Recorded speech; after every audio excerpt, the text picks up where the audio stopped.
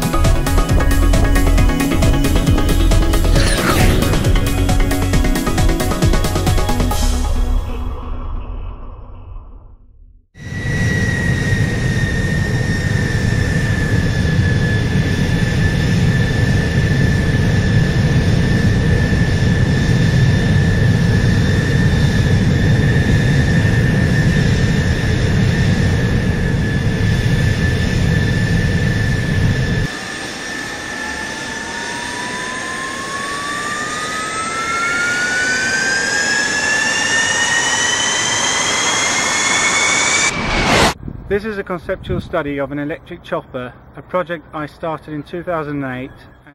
This project was done together with two students from the Chalmers University, Anton Grammatikas and Victor Berlin. It's a clay model painted with some functionality in it. It's meant to fit a woman's geometry, a woman's ergonomic geometry. All the technical features and all the features on the motorcycle are based on surveys conducted on women here in the Gothenburg area.